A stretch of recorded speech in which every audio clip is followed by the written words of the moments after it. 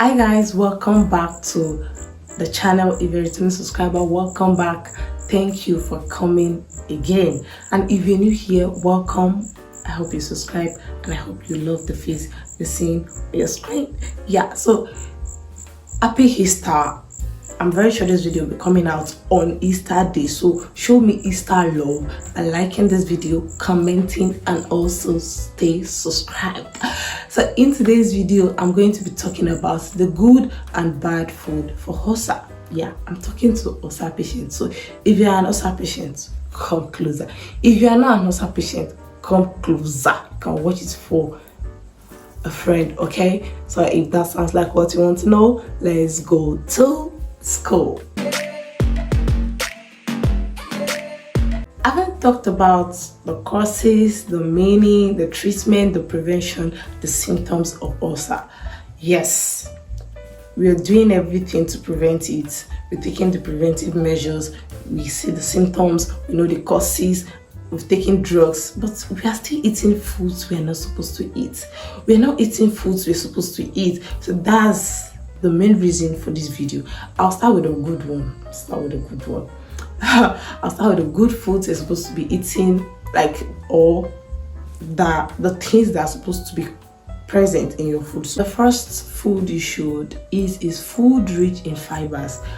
Examples are nuts, carrots, legumes, and oats. And the work is that they prevent ulcer from occurring and also helps to lower the acid in the stomach. They also ease bloating and pain. You notice when you have this ulcer pain, you feel bloated, you don't feel at ease, most especially when you take drugs, like you take antacids, heavy antacid, because we have the light one. When you take heavy antacid immediately after eating, the first one is food rich in fiber. Examples are nuts, carrots, legumes, and also oats. And the work is that they prevent ulcer from occurring and also helps to lower the acid in the stomach. Remember, I said hyperacidity leads to things like heartburn, they lead to ulcer, but one of the symptoms you're going to experience is heartburn. So they help to reduce the particular acid that is causing heartburn. They also ease bloating and pain. You notice when you have ulcer pain, you feel bloated.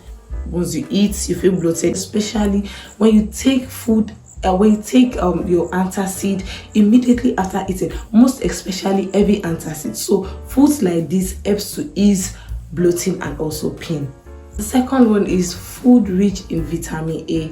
Examples are spinach, sweet potato, broccoli, and their work is that they help to shrink ulcer. Once it is being shrink, like it's just as if you've created a kind of bandage, yes, a kind of captive for it. It can't expand, so this thing helps to shrink ulcer that is present in the stomach. It also helps to increase mucus production in the gastrointestinal tract. You know, I said it in my last video that Helicobacter pylori starts to eat off the mucus, the covering in your stomach, and those things have to do with the mucus production and everything. So this thing helps to increase mucus production present in your GIT. Food rich in vitamin C, like strawberries, because vitamin C is known for wound healing. So when you take food rich in vitamin C, they help to promote the healing of the eroded parts. Flavored food, examples are garlic and onions, and the work is that they help to fight against H. pylori, which is the organism that causes ulcer in some cases, and also they inhibit its growth. Once they see it's trying to grow, they try to inhibit it, which means they try to stop it. The last type of food are the probiotics, and this one provides good bacteria that fight against H. pylori and also help other treatment to work.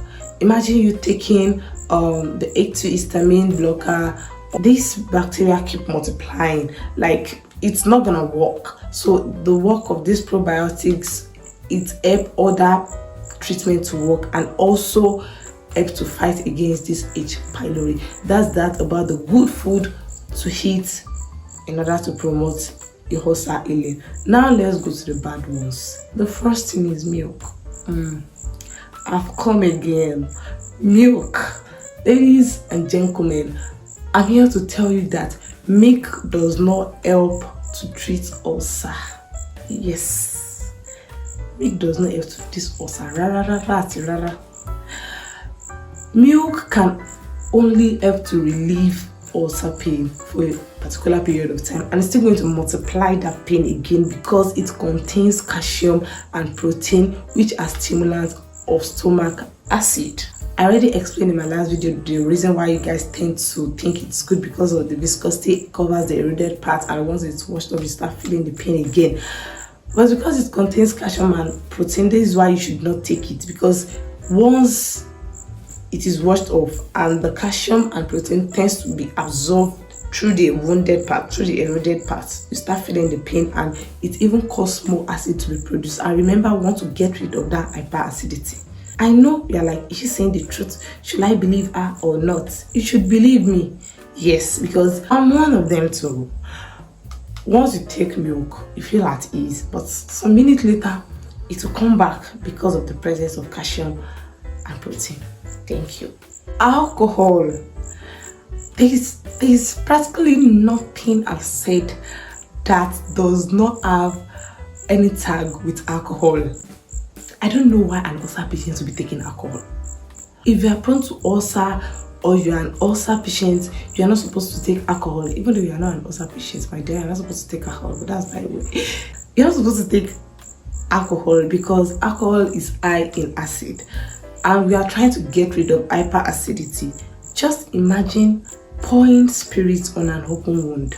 Or that alcohol you're taking, just imagine pouring it on an open wound. You know how that feels outside?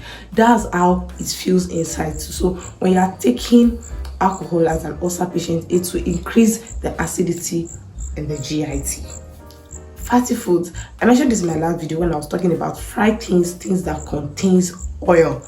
And this is because fat and oil foods take a long process to digest, which can cause bloating and can alter the composition of the stomach lining.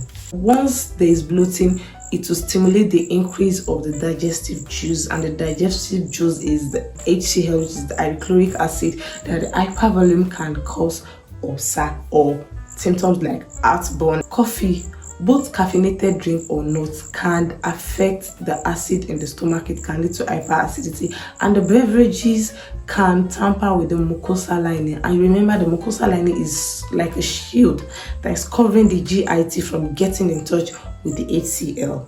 So if you're someone that wants to wake up, you want to take coffee, it's okay though. But if you're an ulcer patient, you gotta know how you're going to do it, okay? Some citrus food like lime and oranges, they are bad because they are very acidic. Like if you taste lime before, you know it is very acidic. So, or lemon, those things are acidic, and it can increase, like it will increase acid production. That one is even fast. Once you take it, you start seeing your results. So it is very bad for an ulcer patient. The last one is hot or pepperish food. This one don't need long talk, my dear brothers and sisters. Just when you have an open wound, just put hot food on it.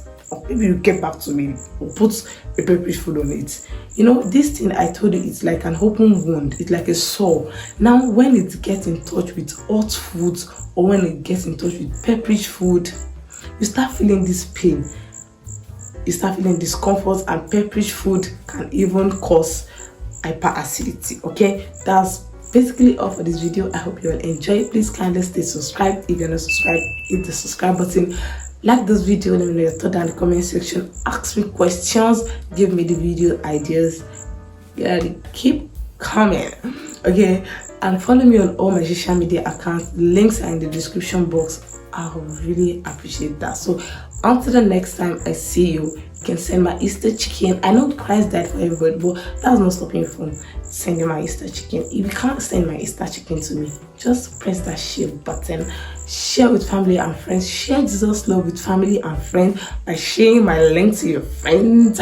Okay, I hope you guys enjoyed, because this video will be released around evening or something. So I hope you guys had a lovely Easter Sunday, even though you failed to send me my Easter chicken. But stay blessed, stay fabulous, and keep glowing like Gloria.